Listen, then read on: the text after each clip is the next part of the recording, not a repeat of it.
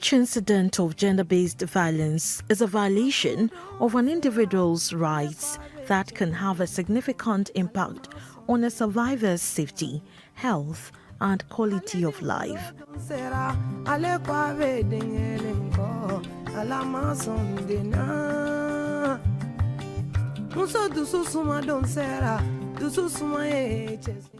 I work with an 11-year-old girl who was into commercial sex work at Obrasport, behind Obrasport at Cycle.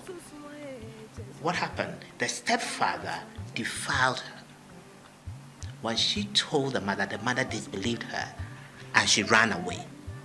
So there are many of these cases dotted around all the nooks and crannies of our nation.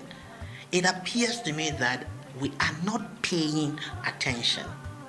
And so we are losing our future leaders, particularly girls and boys.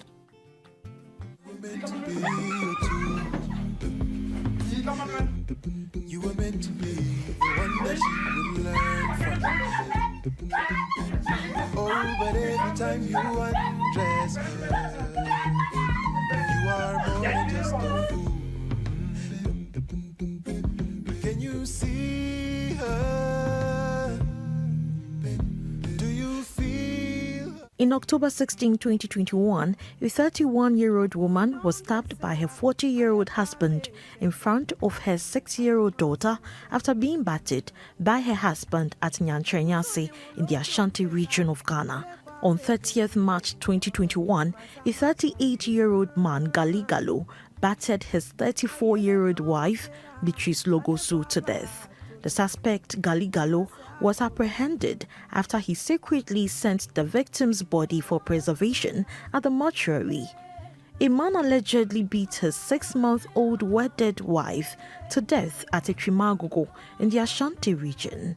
A 45-year-old painter, Jonathan, in August 28, 2021, was arrested by the police after he allegedly defiled a 6-year-old girl at Sotium in the Greater Accra region, and in December 2021, a 42-year-old woman was beaten to pulp by her husband at Mahiam Galilea Kaswa following a misunderstanding between the couple.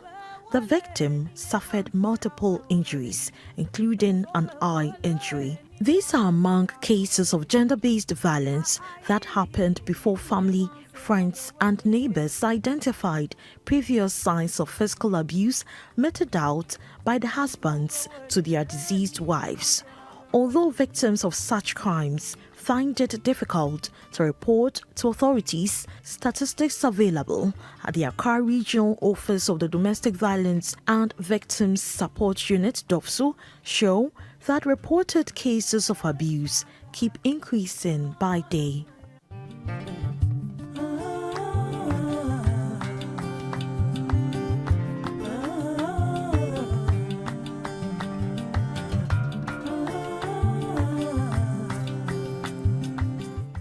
Most of these cases go unreported. They don't get to the limelight. And even where they have gotten to the limelight, survivors and their families often get the wrong end of the stick. What do I mean by that? Because it takes a lot to even come out to speak about it because of the, there are a lot of negativity around it, a lot of stereotype, there is a lot of stigma, and so it takes hard work, it takes bravado, it takes courage to step out and report that I have been abused, to report that I have been sexually abused. For assault, ordinary assault or battery, sometimes it is not that humiliating, but anything to do with sex, there is so much stigma around it. So for children in particular, and for women generally, to really muster courage to step out, to report, I think that the system must be responsive and reward them for that bravado, reward them for that courage. Clinical psychologist and coordinator at the Coalition of Domestic Violence Legislation Ghana, Mr. Adolfo Kubekwin, further reiterated the need for accessibility of specialized support system in emergency settings, especially in deprived communities. It is very important that we attend to their well-being once they report. So that is why even the name was changed from Women and Juvenile Unit of the Ghana Police Service to the Domestic Violence and Victim Support Unit. The support and care is a critical part of GBV response.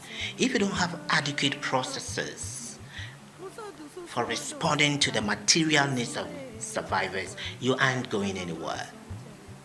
Okay, so meeting their material needs at any material moment is very important for their well-being. When DOVVSU started, we had countries coming from the sub-region to understudy how DOVVSU was operating. It was fantastic. NGOs had resources then to provide support, the material need. Now, there isn't that support so much coming to NGOs who are providing support. So the likes of the ACT Foundation, WISE, FIDA, AULA, WellDAV, all these organizations, Gender Studies and Human Rights Documentation Center, okay, have the resources to be able to provide the material needs of survivors. The state doesn't fund any of these organizations. Elsewhere, there is a dedicated funding for the implementation of domestic violence. If you go to the US, if you go to South Africa, there are dedicated resources for it. We don't have that dedicated resources. There's supposed to be a fund, which fund has been set up, yet how much money trickles into the fund? It's ridiculous, it's sad, okay? So I think that as a society, we need to come to the aid of survivors and their families. We need to invest in what works. Sometimes it's pathetic in the sense that all our focus is wealth creation. And this is very important. But when people have gotten money, there are certain practices that drain the money. For instance, there are many people who are occupying hospital beds who shouldn't be there if we were responding adequately to GBV, because they are there because of GBV. We are importing medication to address their concern. But if we were very preventive, they wouldn't be there. And if we knew how much we're losing in man hours in what we call presenteeism, people so much buffeted by gender-based violence that they go to work, they just go and stare at faces, not being productive. So many years ago, one Monday morning, I had a call. I was working then at the ministry's police station, DOVVSU. A woman working at the bank called me. It was pathetic. She was just sobbing, because the previous weekend, she had been so battered and she had to come to work. And the thing had taken over her whole mind. How could this person be productive? There are children who are defiled, they are unable to tell anybody, and they are supposed to be learning and writing exams. And so I think that we must pay attention. If you go to our schools, violence in our schools, sexual molestation in our schools, I wonder how responsive GES is. And so in many, many sectors of our life, you can smell violence, but we are not responding adequately. According to Mr. Adolfo Okubekwing, access to justice for victims of gender-based violence, GBV, is crucial in responding to the needs of survivors and also changing the narrative of gender-based violence. I must admit that the police are doing tremendously well. We've moved and they are doing so well compared to yesteryears. But there are still bottlenecks, serious bottlenecks that do not offer opportunity for survivors and their family to have access to justice and to be rehabilitated well. If you look at even the criminal justice system, first you have to report. The police must hear you according to the Domestic Violence Act and even the Criminal Code. The police must hear you. You, the survivor or the victim, you are the principal witness, and everything must be done to ensure that your well-being is taken care of. Now, the well-being of survivors is very important. It's very important because if they are not in the very good shape of mind, they wouldn't be able to go through the criminal justice process. If they have a problem, the experiences have affected them so much that they can't think well, they can't put themselves together, they are easily breaking down. They cannot go through the criminal justice process in terms of going to stand in court for cross-examination and all that. That is a huge bottleneck. And so it is very important that we attend to their well-being. Unfortunately, for most survivors and their families, that isn't the experience. They are left on their own to nurse their wounds and also to bear the cost of seeking justice. That isn't fair to them. That doesn't serve justice. It means that they don't have access to justice. And not many of these cases are prosecuted, especially the farther you go away from the cities. We don't see the enthusiasm in prosecuting these cases. And so it serves as disincentive for others to report. And many children and their families are hurting.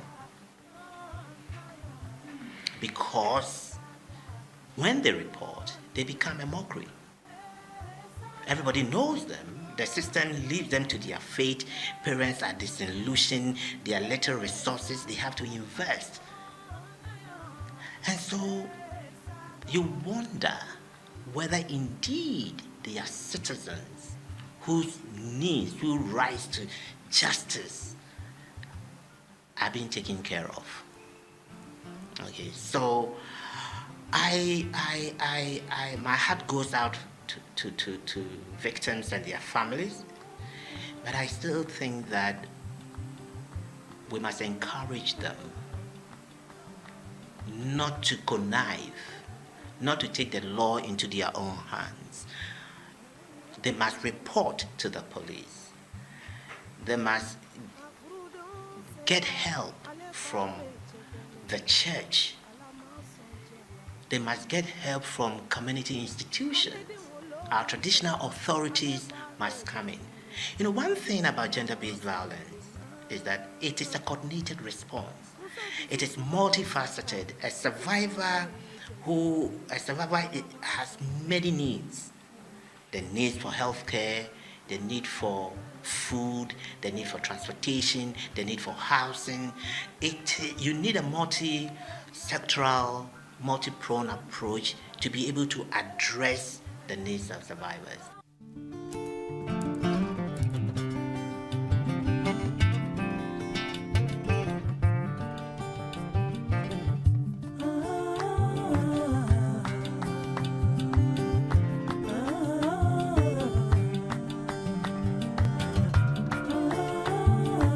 Statistics available at the Domestic Violence and Victims Support Unit (DOVVVSU) of the Ghana Police Service indicate that 1,047 girls were defiled, while 305 women were raped in 2020.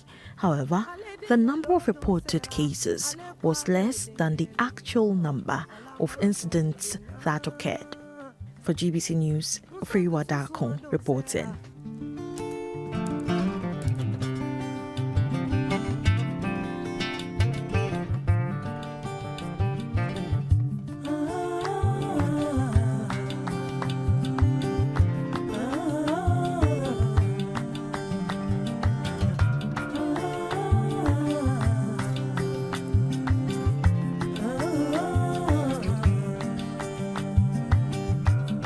Afrudon sera ale kwa be chekelenko ala masonchela ale din wolodon sera ale kwa be denyelenko ala masondena